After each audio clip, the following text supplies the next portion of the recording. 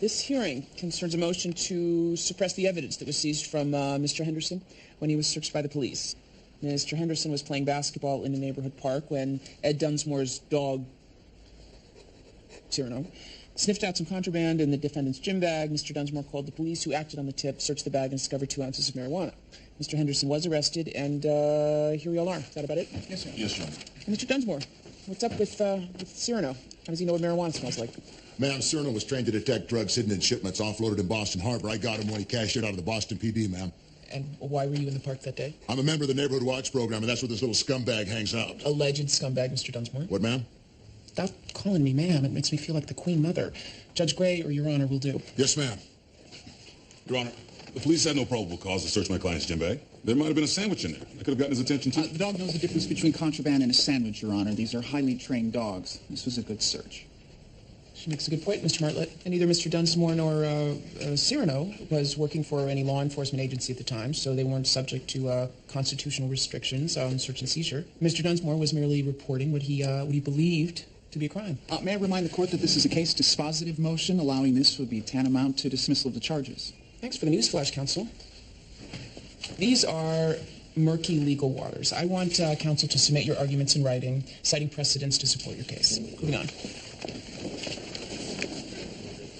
Donna, your hair. Do you like it?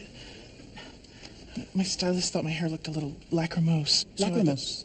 It means really sad or inclined. No, I know what it means. I've just never heard it applied to hair. Do you like it? It's nice.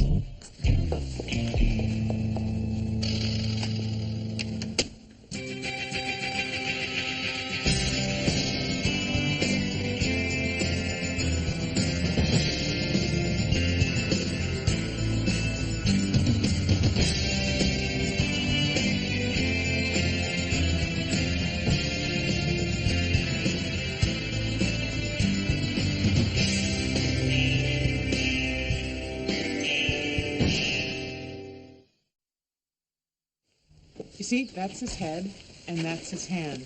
He's sucking his thumb. Do you see it? Vaguely. Those are the legs, the feet, and right there, the penis. You said penis. Yes, I did. That's a bad word. No, not when it's that small. Isn't he beautiful? Well, yes, he seems very nice. Can somebody help me? Are you retaking the bar? No, I'm teaching a class at Yale. You are? Mommy, Aunt Joan has a picture of her baby. She has a penis. Let me see. If that's Aunt Joanne's baby, why is he in Evie's stomach? Because they're adopting him. Are you ready to go? Yeah, but why doesn't Evie want him? Because she thinks we can do a better job taking care of him. Amy, why on earth are you teaching a class at Yale? Because they asked me. There's a handy little 2-letter word you might want to learn. Mom, it's an honor to be asked. You should be congratulating me. I'll congratulate you when you learn how to take a nap. Hello? Let's go. Yes? I remember him. Well, where's he now? All right, I'm on my way. Off to a flying start.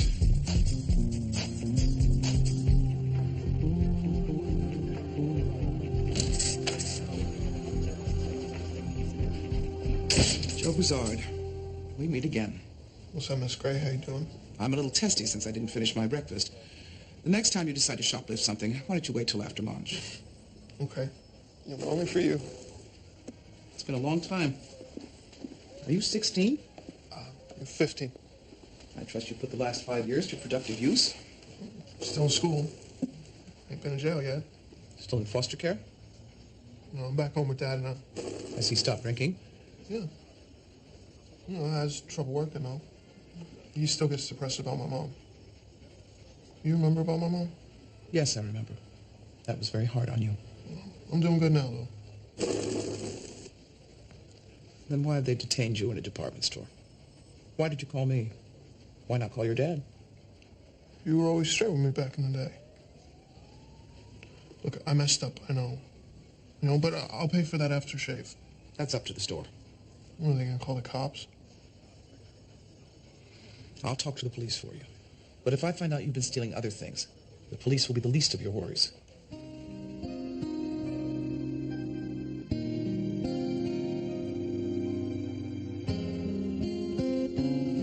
Got a call from one of my moles at HPD. The vice president of the Chamber of Commerce got whacked last night in a carjacking. My God, what happened? If I knew that, what the hell would I need you for? All I know is somebody capped him. Now, here's the money shot. When the paramedics get there, they think they're treating a female because he's wearing women's clothes. Wow. Best part? The guy's a militant homo hater. Oh, that's funny. All right, I'll start with the cops. What happened is going to be on the radio in 1 hour. Go talk to the grieving widow and ask her about his clothes. Why would you want to talk to me about that? Because you are going to sweet talk her into spilling her guts. And then you're going to write it up and you're going to get it to me yesterday. Hey, Diane, get me Zach Benton on the phone. I want to talk to him about his op-ed piece. You got it. Let's go, Vincent. We don't have all day. Ms. Romano suffered a brain injury 5 years ago that left her with the mental capacity of a 12-year-old. As tragic as that accident was, DCF is convinced it rendered her an unfit mother as well. Professor? The baby, 10 months old, is significantly behind the birth rate growth curve. This clearly constitutes a failure to thrive and justifies the removal of the child from the home. Is there any father or family? No husband, no family. Well, I see Ms. Romano has been evaluated previously as to her mental condition. What brought this to your attention? We were called when she brought the baby to the hospital due to a high fever. So it's due to the weight loss that DCF feels Ms. Romano is challenged beyond her abilities? Yes, being underweight can be very detrimental to an infant's development. And as the child becomes older, her needs will become increasingly more demanding. Martina, do you know why you're here? Some people think I can't take care of Elena.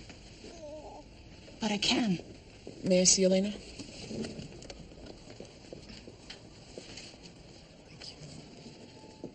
Oh, no, I didn't mean... wait.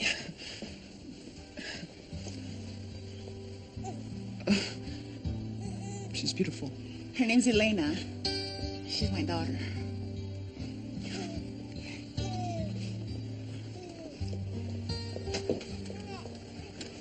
If it pleases the court... Save it, Counselor. We're going to go to trial. Then DCF requests an OTC to evaluate the child's health. Fine, Miss Richardson. I'm issuing an order of temporary custody for Elena Romano, effective immediately. I want the court physician to examine the child and DCF to evaluate the Romano home before we reconvene, Tuesday, 10 o'clock. Tuesday at 10 o'clock. Adjourned.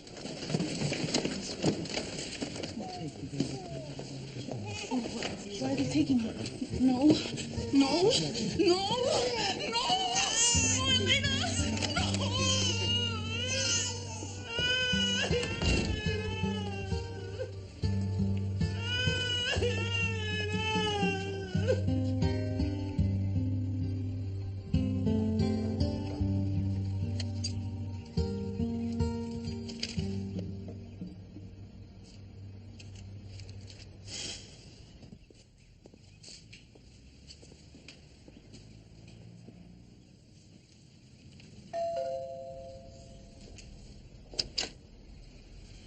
Marcy Watson? Yes. Hi, my name is Vincent Gray. I'm wondering if I could ask you some questions about your husband's death. Are you with the police? No, I'm not. I'm with the Hartford Examiner. I'm sorry, I have nothing to say. Why was your husband wearing women's clothes when he died?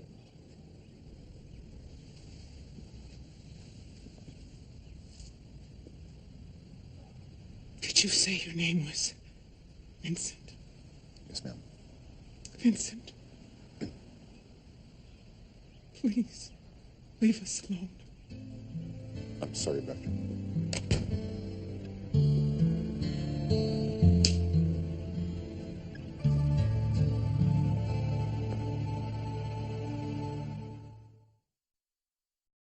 It looks as if I woke you up, Mr. Broussard. Don't you have to work today? I worked last night. Is that why you come by, Miss Gray, to be sure that I'm working? Because let me tell you, I'm working my ass off to take care I'm of... here because of Joe. What's he done? Not that I'm not tickled to see you again. He was caught shoplifting. I haven't seen him in 5 years, but he had the store call me. Have you any idea why? Yeah. Knows I'd ground him, take away his damn skateboard. What'd you do to him? Mr. Broussard, the last time I saw you, you were lying in your own vomit on a gurney in County Hospital. Hey, I quit drinking. In the 6 months that he's been back with you, Joe has had trouble at school, and now he's been caught stealing. I need to know what's going on here, and I don't need your attitude. I don't know. He doesn't talk to me much. Talks to a shrink. He's seeing a therapist? Some broad. She's supposed to be an authority on kids whose mothers have killed themselves. Like it's some new fad or something. Can you give me his therapist's name? I'd like to talk with her. I don't know. Dr. Kumbaya or something. Dr. Kubiak? I guess. You guys pay her. I sure wouldn't. All right, thanks. Hey, Greg, what the hell is this? It's a brief on Bill Watson's murder. I didn't want a brief. I wanted a quote from the widow. I didn't get that. Why not? I went to the woman's house. I stuck my foot in the door. She was repulsed. That's good. Now get her to say she's repulsed, and that's worth printing. I'm not going to torture this woman. Besides, I think there's a better angle on this story than the predictable reaction. She's upset, news at 11. Oh, you got a better angle. Like what? Like who he was, what he did with his life. Maybe someone else saw him in a dress? I don't know. Maybe. I need to do some research. Just give me one day. Do you hear that, everybody? Pitcher wants another day. Want it by this afternoon. The use of drug-sniffing dogs has usually been confined to airports or high-stakes drug busts. And recently, the use of these dogs has become more widespread. Now, some regard this as a further intrusion into our ever-shrinking privacy, while others regard them as a big weapon in the war against drugs. And that's why I paid top dollar for this well-proven weapon, Your Honor. And I appreciate your commitment to cleaning up your neighborhood, Mr. Dunsmore. I only wish the police had used their own dogs to verify your complaint before they opened the gym bag. Your Honor, our patrol and apprehension of this scumbag just got one more drug dealer off the street, ma'am. Were you in the military, Mr. Dunsmore? No, ma'am, I was not privileged to serve my country as a soldier. I have a bum wheel. Well, I'm sorry, Mr. Dunsmore. But while Cyrano may have done a good job, the police did not. This case is dismissed based on the fact that this was an illegal search and seizure. Well, in a war, there are no rules. You know, you just take out your enemy any way you can. Cyrano! Hey!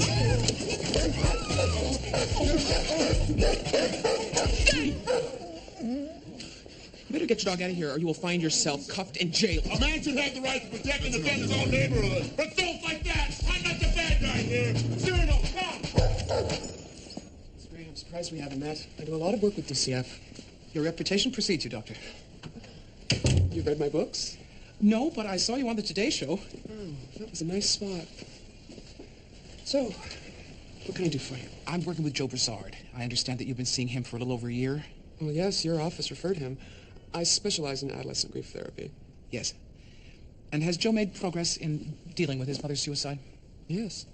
Up and down. His mother's death was an abandonment, and in Joe's mind, so was his father's drinking. Maybe in some way he blames himself for what happened? Ms. Gray, let me assure you I am very much on top of Joe's issues. According to Joe's principal, he's been skipping classes, his grades have fallen, and now this shoplifting incident. Shoplifting is a fairly benign cry for help. He's going to have those incidents. It's my understanding that Joe was doing well until recently. Miss Gray, I respect the work you people do. You offer an important service. And though I'm sure it sometimes feels that way, you're not trained to psychoanalyze children. That is better left to the experts. I didn't mean to encroach on your territory. It's fine. Hey, Dr. Kubiak, I'm concerned that perhaps Joe's father is drinking again. There's a confidentiality issue here. But I can say that Joe's acting out would be consistent with a lapse in his father's sobriety.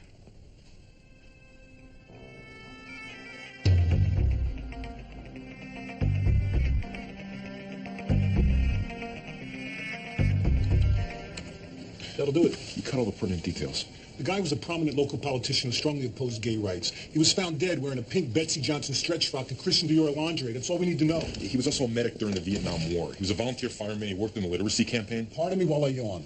Don't make him out to be some dope in a dress. Vincent, I run a newspaper. I print what people want to read. Cutting this stuff is misleading.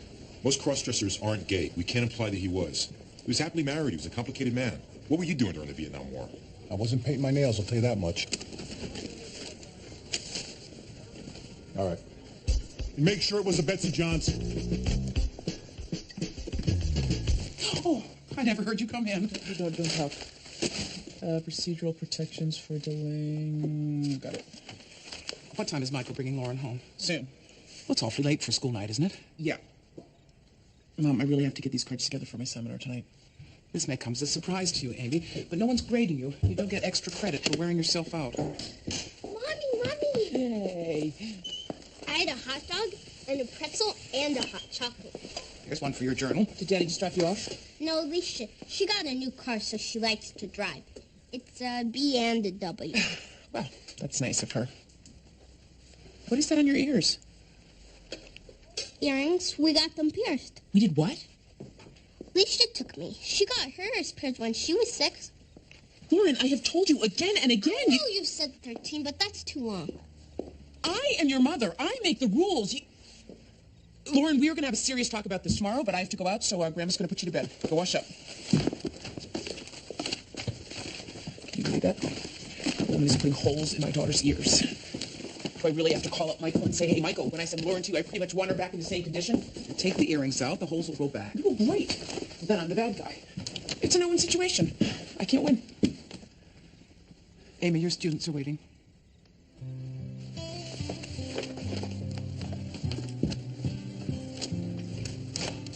Poor things. Some legislators believe our kids are growing up a lot more quickly than they used to, and their misbehavior has become more adult, too. Therefore, the juvenile court system has gone from an exclusively rehabilitative system to a system that incorporates both rehabilitation and retribution. Are there any questions? Guy in the blue sweater. What are your views on sibling visitation and placement, looking at, for example, In re Hugo in Massachusetts? Well, I really prefer to stick to Connecticut law. I'm much more familiar with... Are you saying you're not familiar with Hugo? No. I've heard of it, but you have no idea how much material I have to read. So let me write that down, and I'll have a better informed answer for you next week. Any other questions? Yeah. We've been having long discussions in every law class on the new study out of Harvard concerning teenage boys and their changed status in society since World War I. As a family court judge, how does that study affect your court? Well, very little, since most of the teenage boys I see haven't read the study.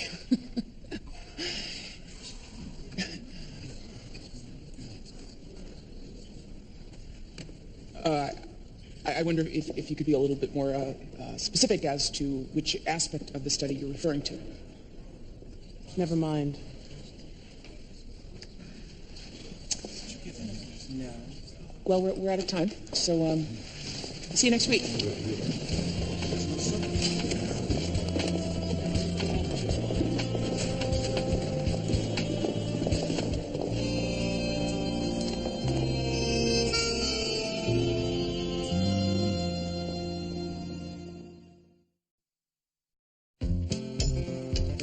We could go for something simple. Stars, moons, pastels. Too boring. Peter wants a Western theme, but I don't like the violent imagery. Nothing wrong with cowboys. I played with toy guns. Look how I turned out. Actually, you preferred dolls until you were 6. They were boy dolls. Returning your microwave. I gave you that. There's no need to return it. Donna's got a better one. We'll take it. Edie could use it. Where is the Princess Evie living these days? Oh, we got her a modest apartment. Peter! It's a tax write-off. I've already read your article, Vincent. Yeah, what'd you think of it? Honestly? Okay, I get the picture. I knew Bill Watson. He was a nice enough man, terrible politician, but I always thought that was in his favor. I don't think he deserved that kind of a send-off. This is a balanced piece. I did a fair amount of research. Yes, you did a delightful job of describing the dress he died in. Let me see that. Well, the fact is he died in a dress. That Western theme is sounding better, isn't it? Poor man. He also served in Vietnam. Why am I telling you this? It's all in there, and I have to fight to get it in. Nobody cares about anything but the dress. That's not my fault. Vincent, you never asked me what I thought of your becoming a journalist, but now that it's come up... You're going to tell me. It's not a noble profession. It was at one time, maybe, but now it's nothing but glorified mudslinging. You're better than that. You think we should cover up the fact that he died dressed as a woman? Oh, I love Betsy Johnson. I'm sure it's someone's job to tell that story. I can't believe it's yours. Okay. Thank you for the microwave. I hope that Evie enjoys it.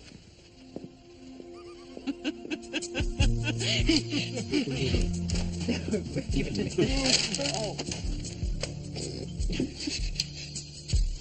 All I wanted to do was go home and put on my jammies and buy every piece of bad jewelry off the Home Shopping Network. I tried to tell you. I got off to a slow start. I won him over. Do you really need a bunch of self-important law students to validate you? No. Yeah, maybe. So I needed the odd pat on the back. How does that distinguish me from every other overachiever? Hi, Judge Gray. Hi, Donna. She's starting to look like me. She's trying. Some people think they're creepy. Well, my dad calls them rats with wings. Well, they may not be very classy, but there's something straightforward about them. As in, hey, you've got bread and an opposable thumb. Tear me off a piece. Joe? I've talked to your dad. I've talked to school, your therapist. Nobody seems to know what's going on with you. I'm just chilling. You know, doing the school thing, seeing my shrink. Shoplifting? I know, that was a one-time deal. You think about your mother a lot? Yeah. You know, but I try to keep it together for my dad. He still has all our clothes and stuff. When you lose someone that you've loved and made a life with, the pain lasts for a long time. One day, Amanda and I were driving around, and I saw my dad alone, just staring down at the road. Joe, did you say you and Amanda were driving? Do you mean Dr. Kubiak? Yeah, she drove me home a couple of times after our appointments. But you said you were driving around. Did I? Yeah, I meant she was just driving me home. Why were you and Dr. Kubiak driving around? You wouldn't understand. Try me. Dr. Kubiak and I just have a special friendship.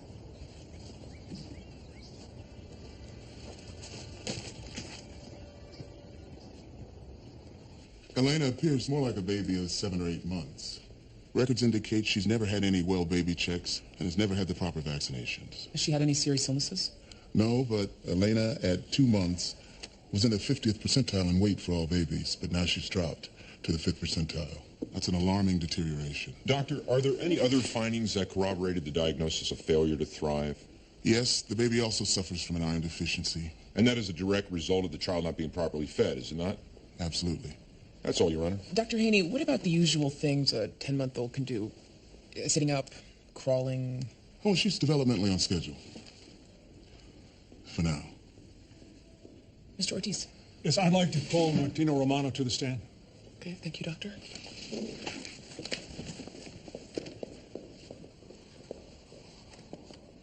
Ms. Romano, you are Elena's mother, Yes. and you take care of her yourself? Yes. Do you understand Dr. Haney's concern? He says Elena's too little. You know why she is? He says I don't feed her enough, but that's just because she got too fat.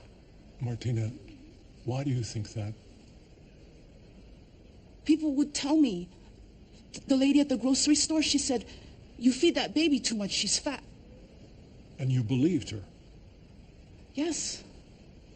Also, when we went to the park, a lady said, that's such a big girl.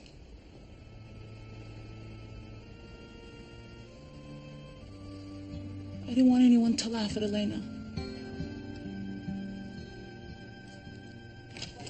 I am so sorry to be late. Oh, well, we're all allowed a little controlling behavior now and then. I realize that your time is valuable, so, I had an opportunity to speak with Joe Brizard this morning, and I am disturbed. How so? He seems to think that you two have a special relationship. Well, that's not surprising. It's called transference. We've been working very closely together, and Joseph is badly in need of a mother figure. I don't think he sees you as his mother. I'm sorry, I should have explained it more simply. Joe is experiencing deep emotions for me because he feels I truly know him. And for an adolescent boy with no mother, he may have mistaken my interest in him for romantic feelings. That is what you're implying. Yes. And it makes me wonder if perhaps he should see a male therapist. At the risk of offending you, Ms. Gray, I have to remind you that you're not qualified to make a decision like that. It's actually important that I don't disappear at this juncture. Joe would experience that as another loss. That makes sense. It's just that he's come so far. I'm going to bend the rules a little bit here. I have to tell you that when I met Joe, he had a similar delusion about you. I beg your pardon? I checked my records, and he told me that his social worker, that would be you, yes, had expressed an interest in adopting him. You said he was the kind of son you'd always wanted. I never said that. Well, that's my point exactly. He's a disturbed boy, which is why I made no formal inquiry.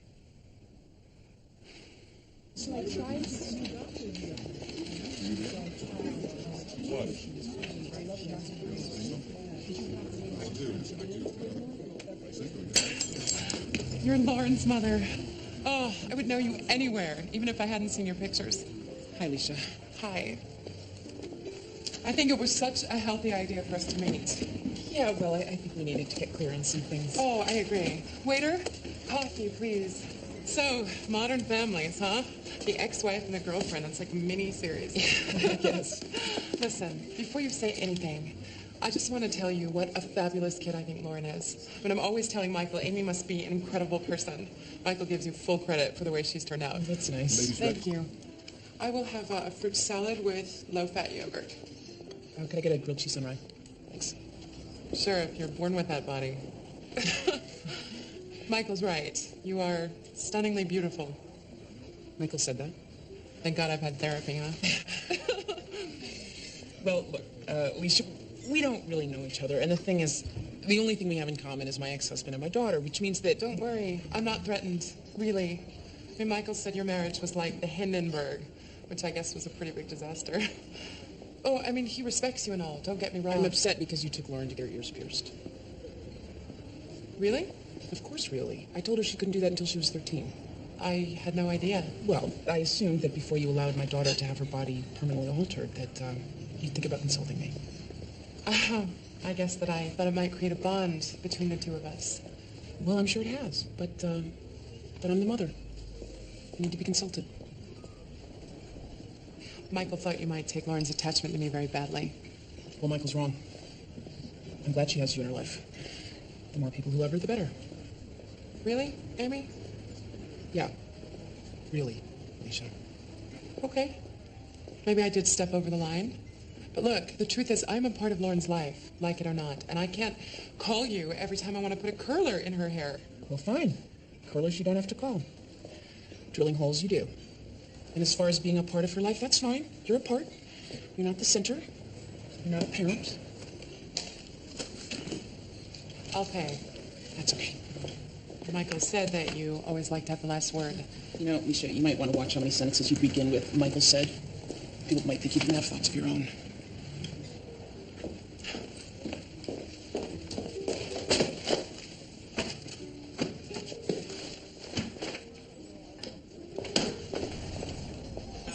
It's all your fault. What did you do? What did you say? Joe, how could you do this? I trusted you. Let's go somewhere where we can talk. She says she can't see me anymore. I mean, what's that about? What, did you threaten her? Dr. Kubiak and I talked. It seemed obvious to both of us that you have an unrealistic idea of the nature of your relationship. Well, she said that? Joe, she's your therapist, that's all. Anything else you've imagined is all wrong. Oh, yeah, it's in my head. I made it all up. Maybe you've romanticized her. Look, I am not crazy. She told me she loved me. She said it was real, that it wasn't just about sex. What do you mean? It wasn't just sex. That's English, isn't it? Joe, do you really think you have that kind of relationship with Dr. Kubiak? She made me swear on my mother's grave that I would burn these. But I didn't do it.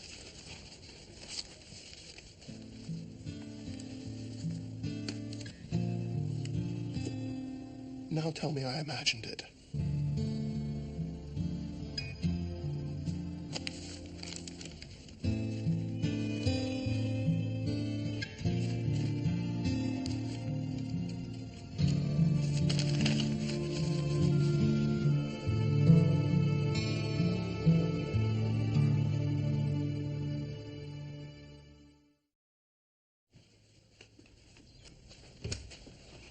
Hey, Amy up? Up and going. She's gone. I was supposed to go running with her. Well, I guess she forgot. She's taken on too much work as usual. I wonder where she got that from. Hey, Mom, can I talk to you about yesterday? What? What she said about my article? Vincent, please, I'm in the middle of a troubling case, and I honestly can't take a dressing down. Okay, I'll be brief. Listen, this is my job. I actually like it. I don't think there's anything necessarily ignoble about it. I don't really need your approval, but I'd appreciate if you wouldn't go out of your way to run me down. Fine. Is that it? Yeah. Things change pretty quickly around here. Forgive me if I can't keep up. Seems like yesterday you were a short story writer. I still am. Now you're Jimmy Olsen. Peter and Jillian are still dancing attendance on the child who's carrying their child. Amy's disappeared on everybody, including Lauren, who's buddying up with her father's girlfriend. And the man I thought I knew died in a dress. There used to be lines, and you either crossed them or you didn't. Now it's all over the map. Who the hell knows what a moral choice is? Is there such a thing anymore? This is a rhetorical question. No, it's not. You're young, you're invested in the future. Tell me, is the civilization intact, or is it just a free-for-all? I think that most moral choices are simple and personal. You make them every day and they add up. Little things like admitting when you're wrong.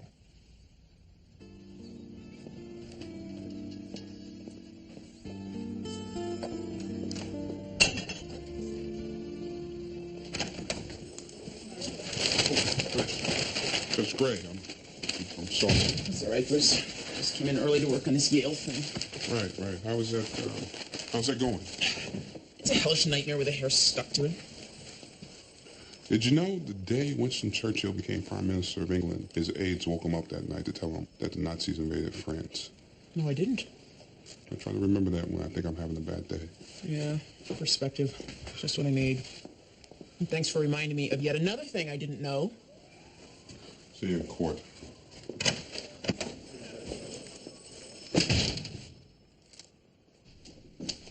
Excuse me, you can't go in there. It must be very hard to feel that way, and I understand. Miss Gray, what do you think you're doing? The police would very much like to talk to you, Dr. Kubiak. About what? They have a warrant for your arrest. Okay, to wait outside. All right.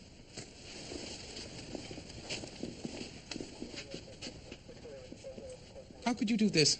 He's just a boy. I have no idea what you're talking about. I hope that's your lawyer you're calling. It is, and I hope you're prepared for a protracted lawsuit. Do you have any idea who I am? I am an undisputed expert in the field of child psychology.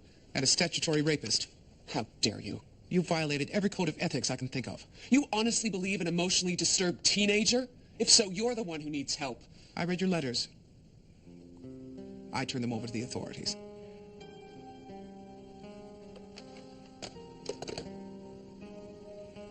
This is a colossal misunderstanding.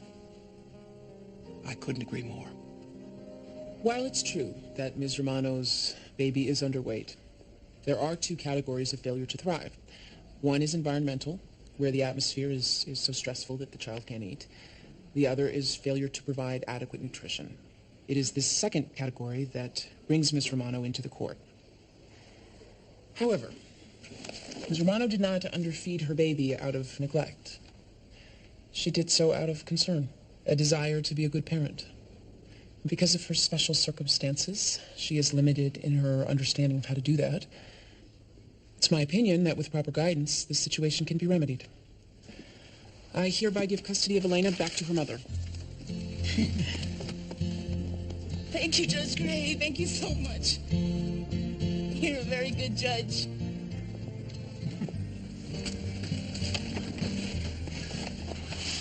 Now how's that for validation? It's not bad.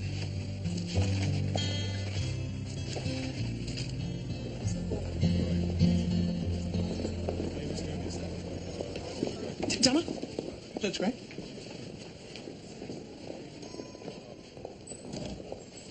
Straighten your hair. Don't dress like me. Okay? That's all. Thank you.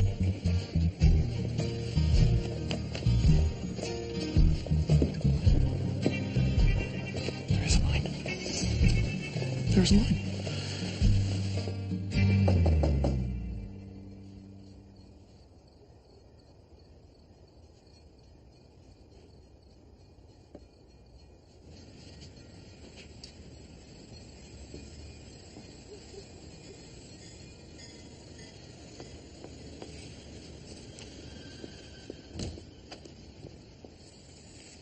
Joe?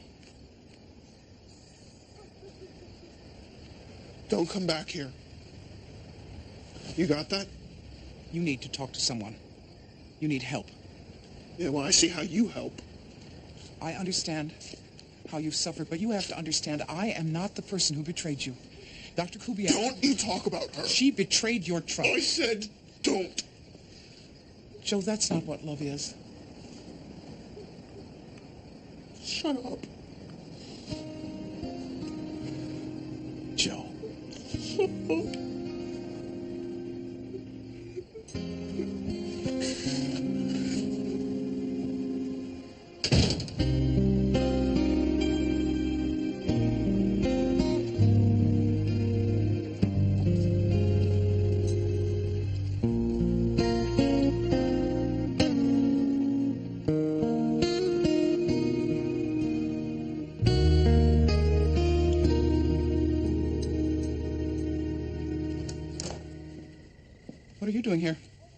Babysitting. Amy's teaching, remember? Oh, yes. Can I fix you something to eat? No, thanks. I gotta get home. There's a tuna casserole in the fridge. It'll only take a minute. Already ate, thanks. Well, good night, then. Good night.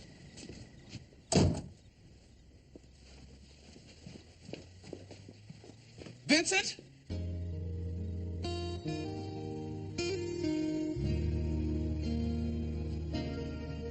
Okay, moving on to... Excuse me.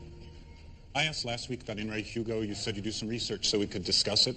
I'm sorry. I couldn't find the time. With all due respect, I was promised an overall view of family law, not just what you happen to be familiar with. And you are? Eric Mullins. Mr. Mullins, I didn't get around to your precious In re Hugo because I've presided over 150 cases this week. And when I do get to it, that kind of work will be done by some lowly clerk who most likely will be some contumacious parvenu like yourself. What does that mean? Do some research on it and get back to us next week. Any other questions?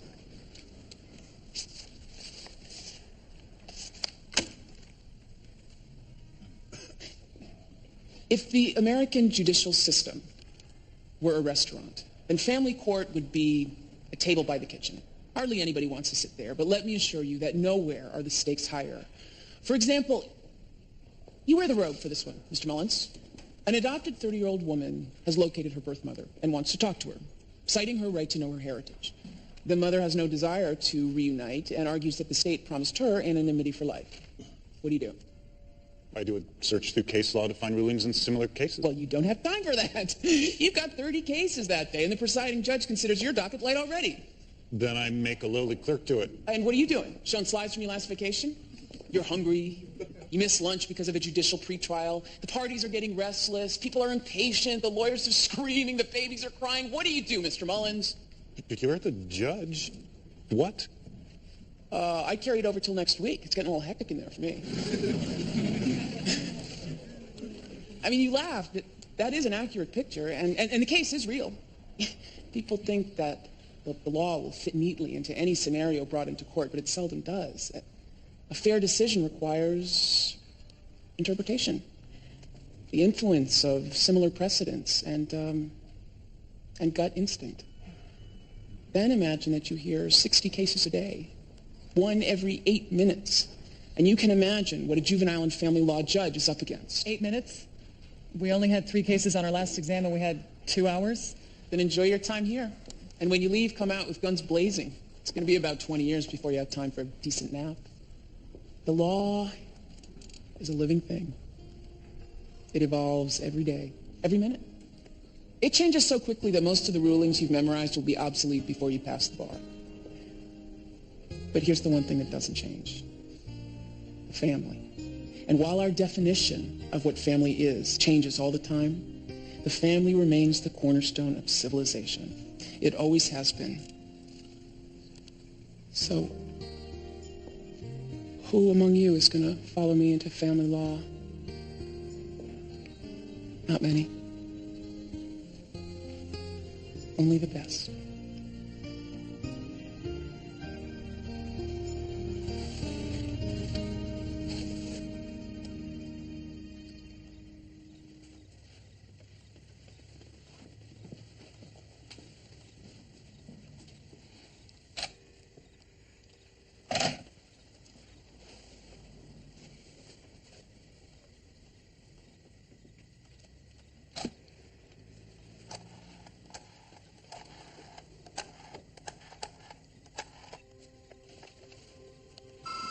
Hey, this is Vincent. Leave me a message. Vincent, I was wrong.